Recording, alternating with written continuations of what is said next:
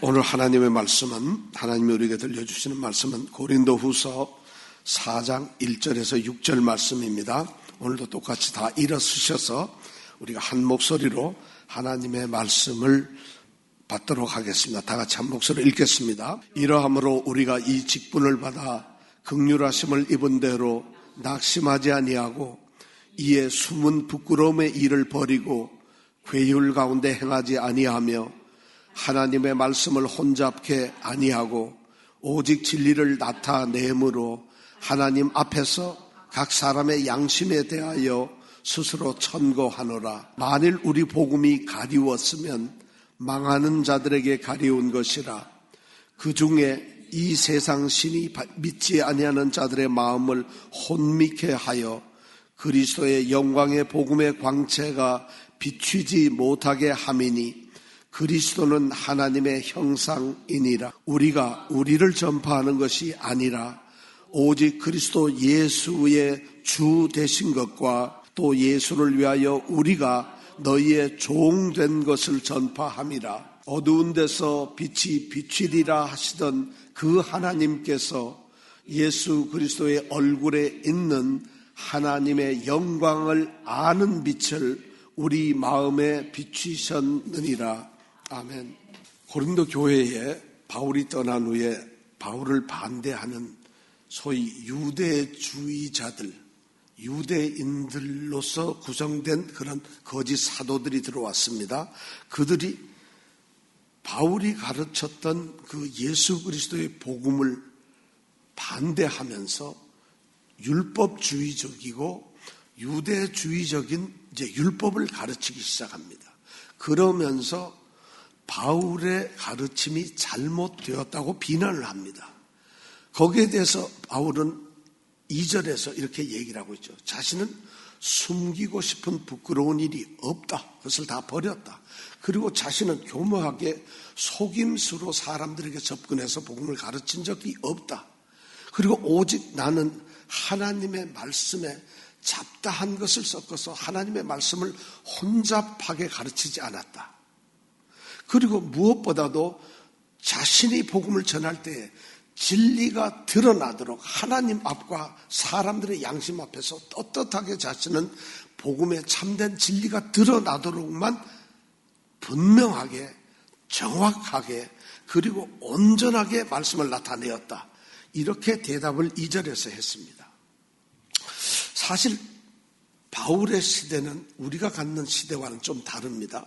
바울이 복음을 전할 때는 모세의 율법이 아직도 우리 모든 믿는 자들의 기준이 되고 있는 그런 시대입니다. 그 시대를 우리는 옛 언약의 시대, 율법의 시대라고 하는데 이때는 마치 모세가 하나님을 배웠고 내려오면서 하나님의 영광이 얼굴에 비치니까 수건으로 얼굴을 가리운 것처럼 복음이, 옛 시대의 복음은 가리워져 있었다는 것이에요. 전체 가리워져 있었어요. 그래서 구약에 나타나는 이 율법의 복음은 예수 그리스도에 대한 아주 부분적이고 희미하고 모호한 그런 부분이 계시되고 있었습니다. 감추어져 있었다는 것이죠. 그런데 그 옛 언약의 율법의 시대가 끝나고 새 언약의 복음의 시대가 와서는 그들을 가리고 있던 그 수건이 벗어져서 이제 그리스도 얼굴에 비치고 있는 하나님의 영광을 우리가 직접 볼 수 있는, 하나님을 직접 만날 수 있는, 그리스도를 함께 만나고 살아갈 수 있는 그러한 예수 그리스도에 의해서 이 모든 것이 가능해진 새 언약의 시대에 살고 있다는 것입니다. 바울이 전한 복음이 바로 이 예수 그리스도의 복음입니다. 바울은 오늘 3절에서 우리 복음이 가리웠다면 하고 말씀을 하면서 우리 복음이라는 것이, 바울이 전한 복음이라는 것이 바로 그런 것을 이야기하고 있습니다. 우리가 전한 새로운 복음은, 예수 그리스도를 통한 새로운 복음은 딱 하나의 구원의 복음이고 생명의 복음이고 온전한 완전한 성취된 그런 복음입니다. 그런데도 불구하고 이 유대주의자인 그들이 바울을 비난을 합니다. 바울은 온전한 복음을 가르치지 않고 있다. 말씀을 가르치지 않고 있다. 모세가 가르쳤던 율법적 말씀이 아니라 자신의 생각을 넣은 새로운 복음이란, 그리스도의 복음이라는 것을 가르친다는 것입니다. 그러니까 분명하지 않고 도대체 무슨 말을 하는지를 모르겠다고 비난하는 자들이 이야기를 합니다. 그럴 수밖에 없는 게 그들은 율법에서 자라고 태어나고 율법에 익숙하게 살아왔던 사람들이기 때문에 율법 외에는 다른 것을 듣는 것이 굉장히 힘들었다는 것이죠. 그런데 바울은 복음을 고린도 교회에서 전했습니다. 그러면서 더 나아가서 바울이 말하는 건 뭐냐? 모세의 율법은 지나간 것이다. 그리고 현대 세대에 지나간 이미 완성되어서 사라져야 될 그러한 말씀이다. 지금은 예수 그리스도 안에서 메시아가 나타났다는, 메시아로서 예수 그리스도가 왔다는 이런 새로운 복음, 그 복음을 우리가 받아야 하고 예수 그리스도를 믿어야만 하나님의 의로움에 들어가고 거룩하게 되고 우리가 생명을 얻는다는, 소위 이 새로운 복음의 구원의 복음을 전했다는 것이죠. 예수 중심의 복음을 전하니까 사람들은 이해를 못하는 것이죠. 사람들은 받아들일 수가 없었어요.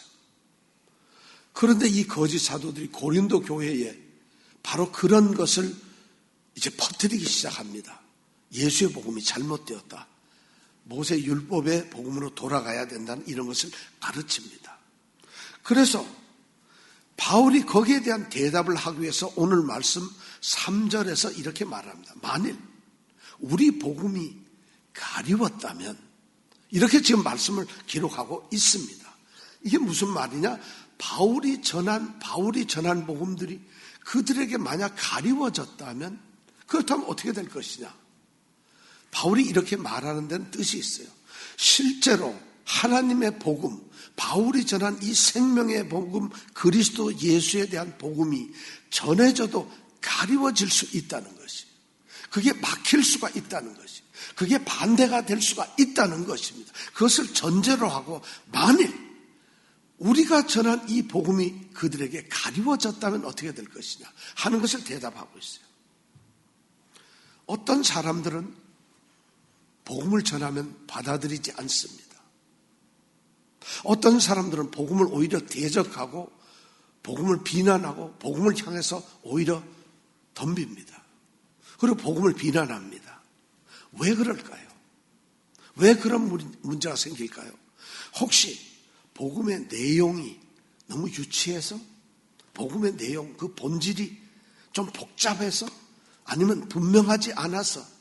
아니면 복음은 좋은데, 분명하고 명확한데 복음을 전하는 자들이 잘못 전해서, 전하는 방법이 틀려서? 여러 가지 이유로 될 수 있지만 바울이 생각하는 것은 그런 게 아닙니다. 그들이 만약 그들에게 복음이 가리워졌다면 그 이유가 분명히 있다는 것이죠. 그 대답을 3절에서 이렇게 합니다. 만일 우리 복음이 가리워졌다면 그것이 뭐냐? 망하는 자들에게 가리워진 것이라는 거예요. 망하는 자들에게. 여기서 가리웠다는 말은 뭐냐면 지금 모세가 자기가 얼굴에 비친 하나님의 영광을 수건으로 가린 것처럼 이들은 그들의 양심에, 그들의 마음에, 그들의 영혼에 수건을 가리어서 복음을 가리고 있다는 말씀이에요. 바울이 전한 이 예수 그리스도의 복음을 그들이 가리고 있다는 것입니다.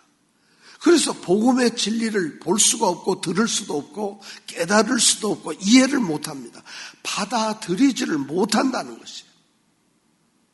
그런 사람들을 바울은 오늘 뭐라고 얘기를 하냐면 망하는 자들에게 그렇다는 이야기를 합니다. 복음을 받아들이지 않는 사람은 똑똑하거나 뭐 재산이 많거나 또는 뭐 출세를 해서 명예를 갖거나 권력을 갖은 그런 사람들이 아니라 복음이 만약 어떤 사람들에게 가리워져서 감추어져, 이 가리웠다는 얘기는 감추어졌다는 얘기인데 감추어져서 그들에게 전달되지 않는다면 딱 하나, 그들은 망하는 사람들이라.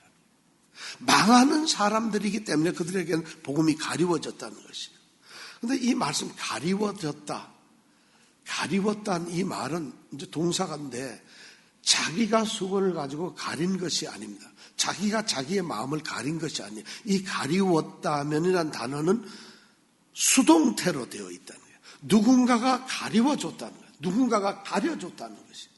그러니까 이 사람들이 복음 앞에서 자신이 듣기 싫어서 마음을 닫은 것이 아니고 자신들이 그것을 거부해서 닫은 게 아니라 누군가가 그것을 가려주고 있다는 거예요.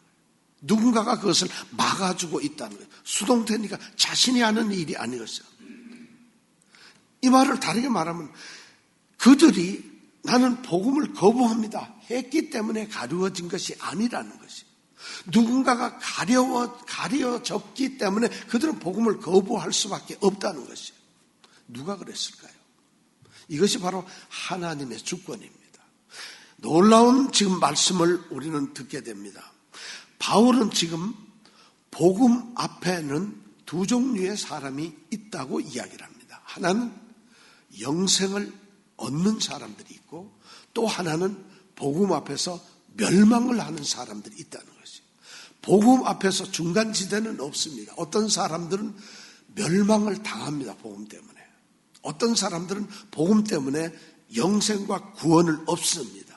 이 두 종류의 사람들이 있다는 것을 오늘 바울은 알기 때문에 바울은 하나님께로부터 그런 계시를 받았기 때문에 만약 자신이 전하는 복음이 어떤 사람에게 반대가 되어서 받아들여지지 않았다면 그 사람들은 멸망하는 사람이라는 거예요. 그런데 복음이 전해져서 받아들였다면 그 사람은 구원을 받는, 영생을 받는 사람이라는 거예요. 실제로 바울은 고린도전서 1장 18절에 그런 이야기를 벌써 했습니다. 고린도전서 1장 18절에 보면 십자가의 도에 대해서 이야기를 하는데 십자가의 도가 멸망하는 자들에게는 십자가의 도가 전해졌습니다. 그들에게 십자가의 도가 알려졌습니다. 그런데 멸망하는 자들에게는 그것이 미련한 것이라고 이야기를 합니다. 그러나 구원을 얻는 우리에게는 하나님의 능력이라고 말을 하고 있습니다. 그만큼 이 십자가의 도가 어떤 사람에게는 미련하게 됩니다. 그 사람은 바로 멸망당할 사람이기 때문에 미련하게 보는 것이고 그것이 하나님의 능력으로 구원이 되는 사람들은 그 사람은 구원할 사람으로 정해져 있기 때문입니다. 그래서 고린도 후서 우리가 2장에서 지금까지 2장 14절부터 16절 말씀까지 보면 그런 얘기를 했어요. 바울은 자신들은 하나님으로부터 온 동네 각처에 다니면서 그리스도를 아는 냄새를 피우는 사람들이라는 것이에요.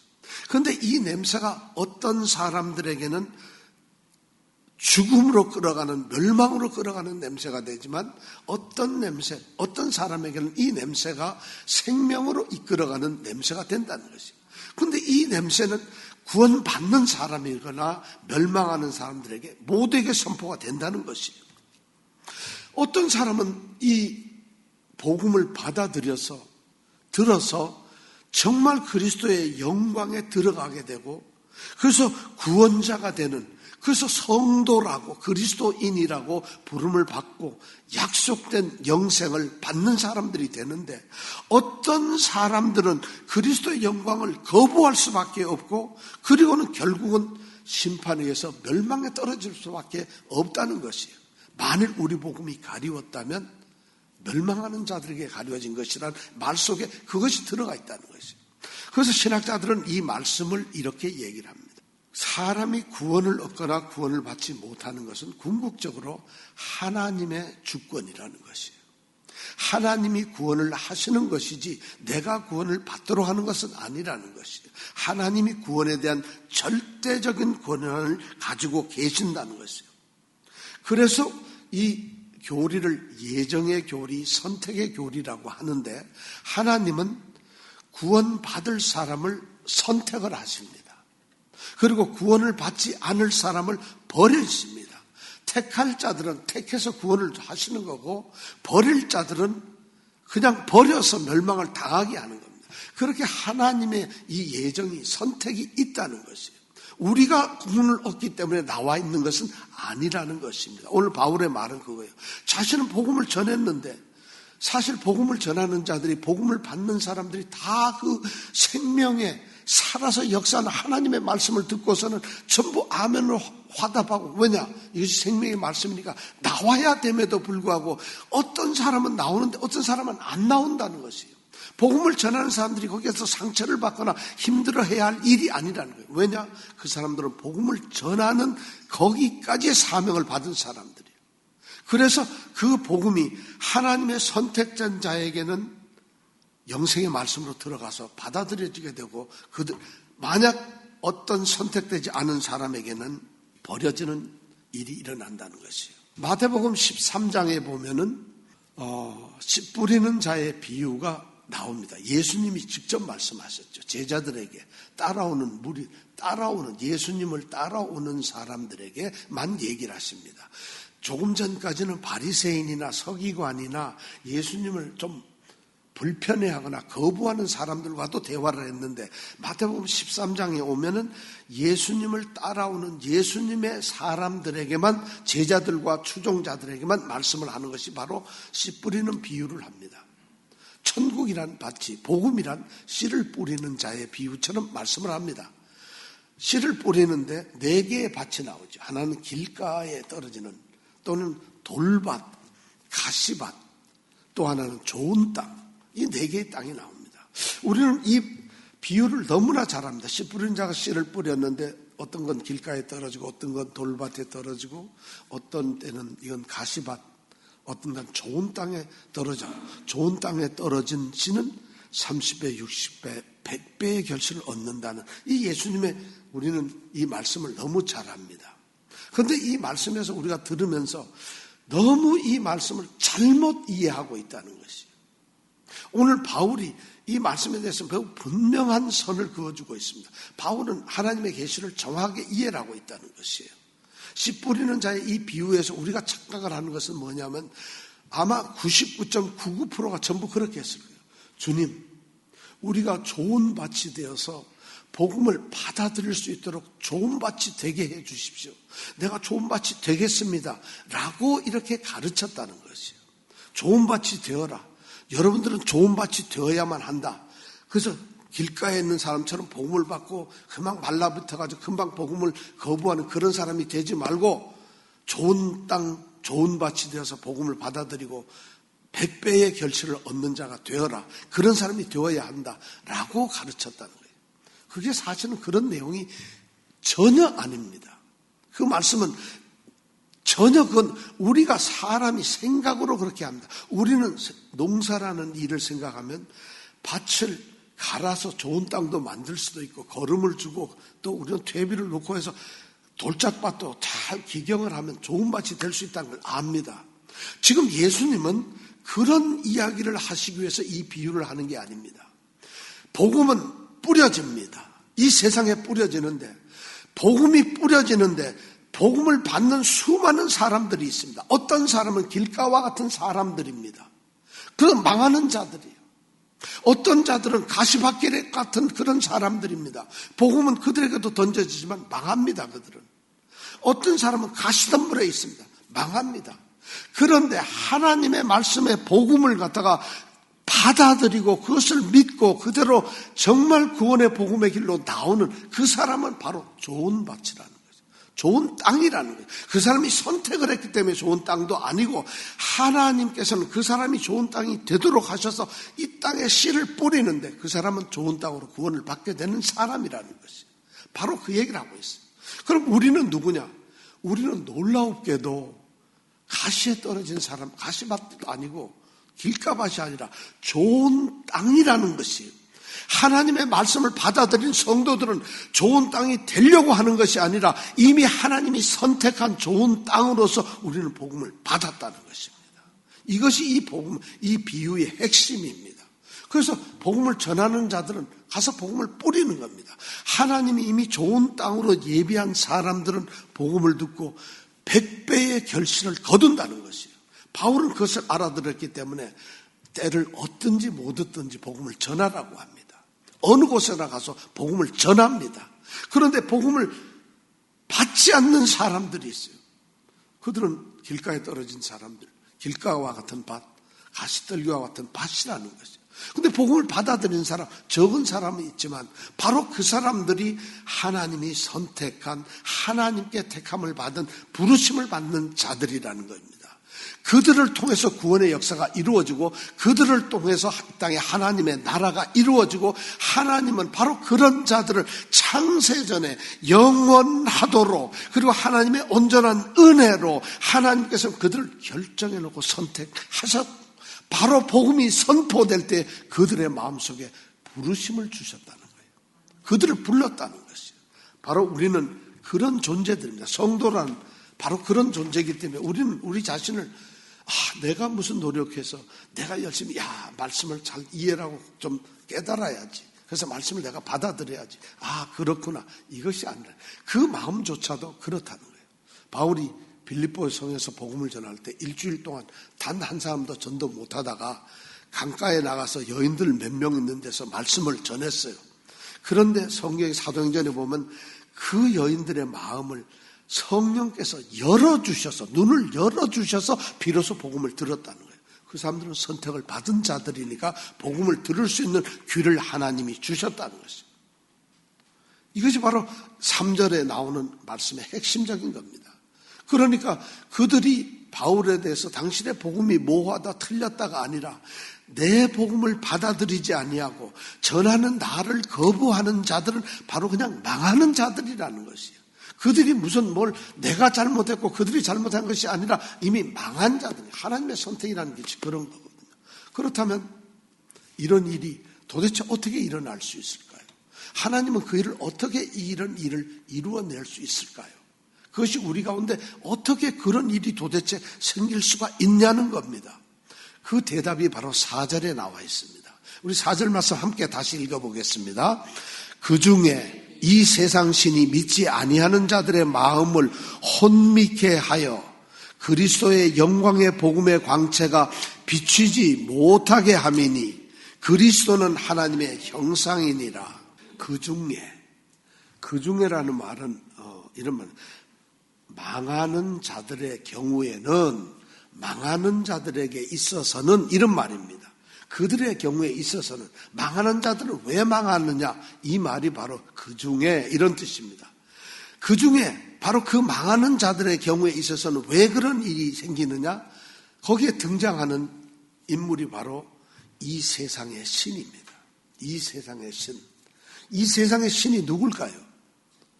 사탄입니다. 사탄은 성경에 보면 매우 여러 가지 이름으로 불려지고 있어요. 요한복음에 보면 이 세상의 임금이다. 또는 8장에 보면 거짓말쟁이, 거짓의 아비, 또는 살인자. 바울은 에베소서 2장 2절에 보면 공중 권세를 잡은 자. 베드로전서 5장 8절에 우리의 대적, 다양한 이름으로 사단은 여러 가지 이름을 가지고 있어요. 그런데 바로 그 사단의 이름을 오늘 말씀해 보니까 이 세상 신이라고 말을 하고 있습니다. 여기서 세상이라고 번역이 되었는데 원어에 보면 세상이 아닙니다.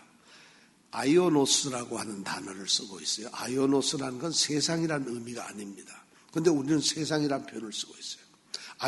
아이오노스라고 하는 단어는 세대라는 단어입니다. 시대라고 하는 단어입니다. 그러니까 이 시대의 신들이요. 이 시대의 사탄들, 이 세대의 사탄입니다. 이 세대의 사탄들이 하나님께서 천지를 창조하시고 에덴의 동산에서 하나님이 주관하시고 하나님 모든 것을 할 때 그때 벌써 그 세대에 신이 있었다는 거예요. 만들어졌다는 것이에요. 그런데 그 시대마다 이 세대의 신들, 사탄이 있다는 거죠. 오늘 이 시대에 사탄이 있고 예수님의 이때에는 바로 예수님 시대에 사탄이 있었고 시대에 신이 있었다는 것이죠. 그래서 시대라는 표현, 세대라는 표현으로 번역을 하는 것이 맞습니다. 이 세대의 신이 믿지 아니하는 자들의 마음을 혼미케 한다는 것이죠. 그 세상에 이걸 다른 말로 시대 정신이라고 하면 말이 좀 안 되겠는데 조금 의미는 다릅니다만 그렇게 좀 이해를 쉽게 또 할 수도 있겠습니다. 그것이 믿지 아니하는 사람들의 마음을 혼미케 한다는 거예요. 이 혼미케 한다는 말은 무슨 말이냐면은 눈을 멀게 만든다는 얘기예요. 안 보이게 눈을 멀게 만든다. 눈을 멀게 만든다. 마음을 혼미케 했다는 얘기는 마음의 눈을 멀게 했다. 우리가 그 좋아하는 영적인 눈을 뜨지 못하게 했다는 겁니다. 이 세대의 신이 믿지 아니하는 사람들, 그들이 왜 안 믿느냐? 그들의 영적인 영안을 갖다가 멀어버리게 했다는 것이죠. 그럼 이 세대의 신이라는 것은 어떻게 그런 일을 할 수가 있느냐? 세대의 신, 이 세상의 신의 본성은 아주 독특하게 뛰어나는 것이 네 가지 정도가 있습니다. 네 가지 첫째가 있는 건 뭐냐면, 첫째는 이 세상의, 이 세대의 신들, 이 세대의 정신은 이기심과 교만으로 채워져 있습니다. 이기심과 교만입니다. 모든 예수의 복음을, 예수님을 닮아갈 수 없도록 만드는, 구원을 받지 못하도록 하는 가장 큰 이 세대의 신이 가지고 있는 무기가 뭐냐면 이기심과 교만입니다. 교만입니다.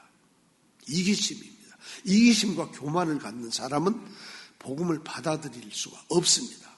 복음을 받았는데도 여전히 이기심과 교만을 보이고 나타내는 사람은 복음에 합당치 못한 것입니다.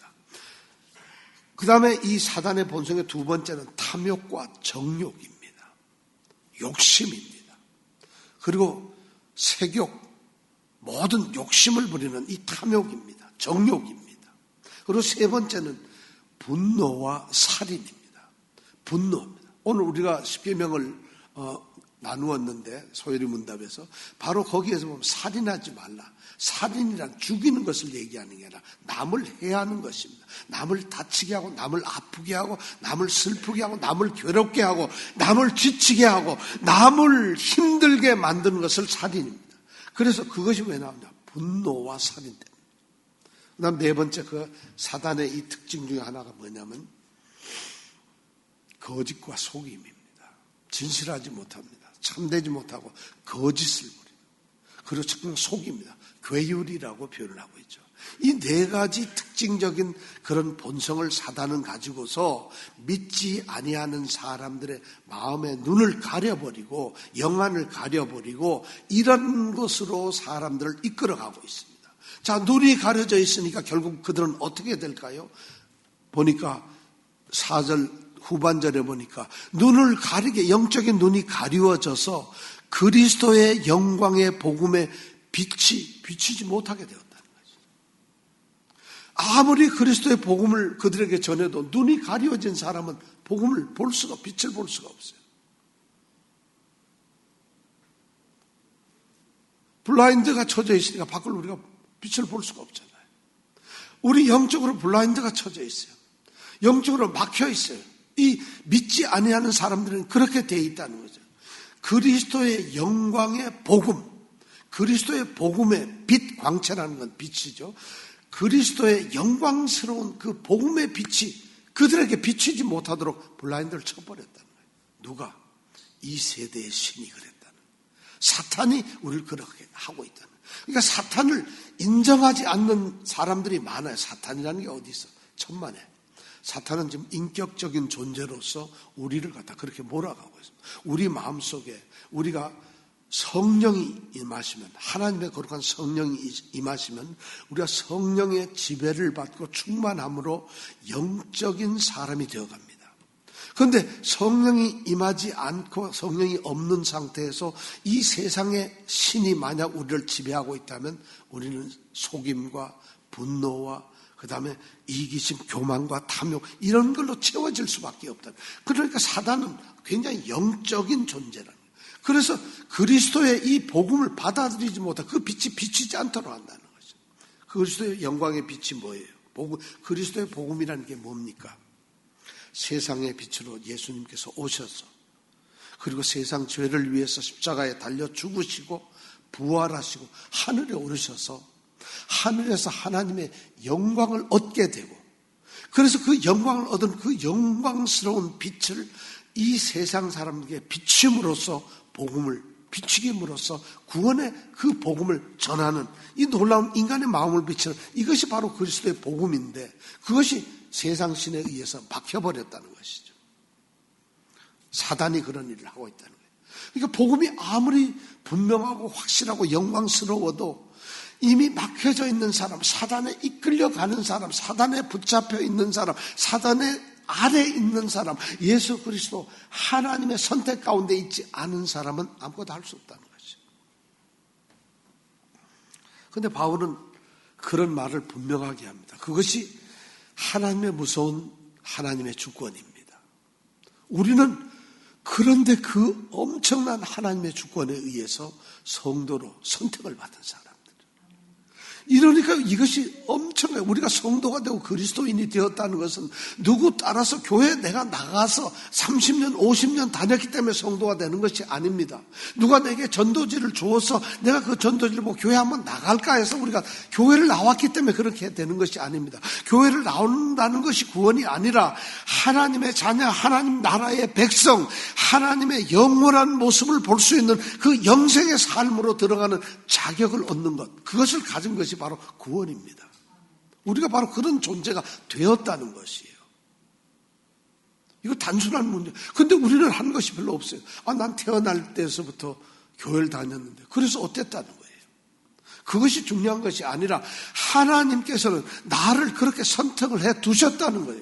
그래서 복음이 선포될 때, 하나님의 말씀이 전해질 때 그 말씀이 내게 그대로 받아들여졌다는 거예요. 가리워지지 않았다는 거예요. 감춰지지 않았다는 것이에요. 왜? 하나님이 선택한 자이기 때문에. 그런데 수많은 사람들은 가리워져 있다는 거예요. 얼마나 이것이 은혜입니까? 얼마나 하나님의 복입니까? 여러분들, 그 복을 여러분들이 받은 거라는 것이에요. 그런데 그 그리스도의 복음이라고 하는 그 그리스도는 도대체 누굴까?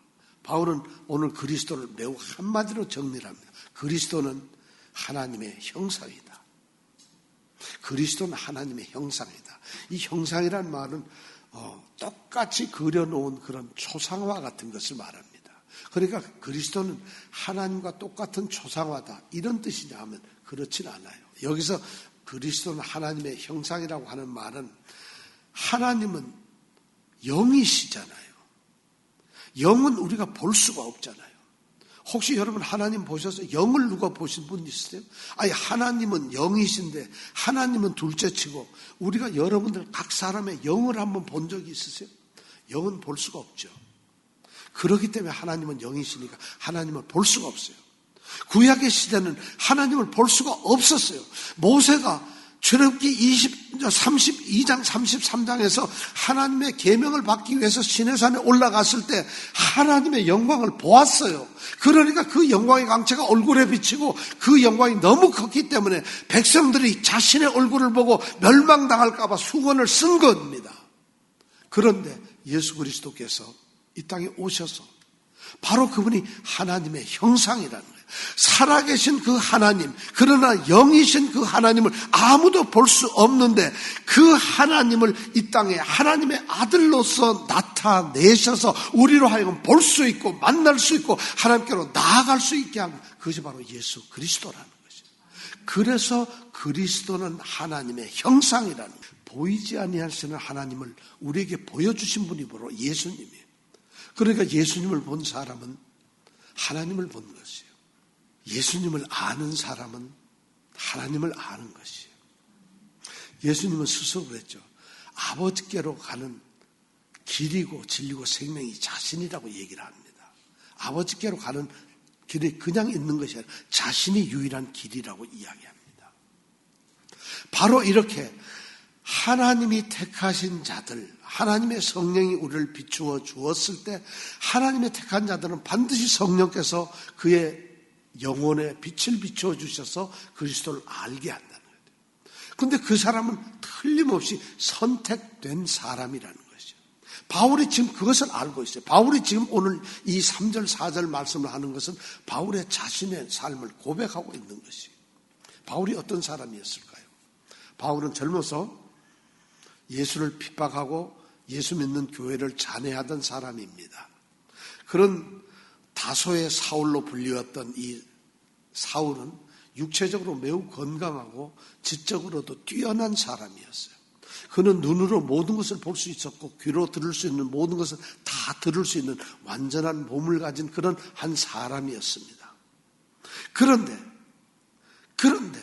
그가 언젠가 그 운명의 날 예수 그리스도를 만나게 됩니다. 다메섹으로 가는 길에서 예수 그리스도를 만나는 이 운명의 순간을 맞이합니다. 그리고 그 순간에 그는 모든 것이 다 바뀌어 버립니다.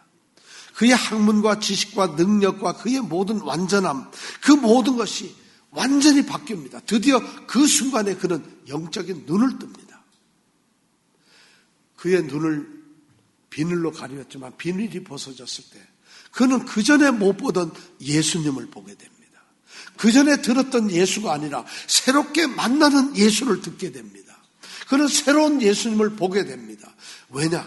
바울이 지금 오늘 얘기하는 건 나는 가리워졌던 사람인데 드디어 내가 영적인 눈을 뜨고 예수를 보게 되는 겁니다.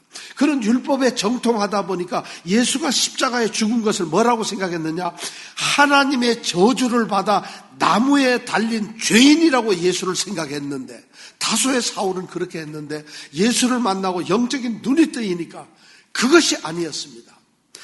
예수 그리스도는 누구냐? 인류의 모든 죄를 속죄하시기 위해서, 자신이 십자가를 지시기 위해서 하나님의 저주를 받는 듯한 그 십자가를 본인이 그 저주를 대신 지신 우리의 구원자라는 것이에요. 이것을 바울은 다메섹 도상에서 깨달았다는 것이에요. 그 깨달음과 그 간절함, 그 위대한 그 어떤 정말 영적인 눈이 떠지는 그 영적 깨달음을 지금 여기 3절 4절에 기록하고 있다. 아무리 거짓 사도가 자신을 거역해도, 자신을 비난하고 자신을 핍박하고 자신을 공격해도 그들은 가리워진 사람이기 때문에 어쩔 수 없다는 것이에요. 복음의 힘이라는 게 그런 거예요. 정말 그렇습니다. 바울이 그런 놀라운 다메섹 경험을 통해서 갈라디아서에 보면은 하나님께서, 또 에베소서 1장에 보면 창세전에 영원 전부터 나를 기쁜 마음으로 자신의 깊은 뜻대로 정말 은혜로 나를 선택하셨다. 그리스도 예수를 통해서 나를 선택했다. 그리스도 예수에 의해서 나를 선택하신 것을 자기가 깨달았다는 것이에요. 이미 자기는 깨달음을 선택되어 있었는데 그것이 가리워져서 몰랐던 것이에요. 그걸 알 수가 없었던 거예요.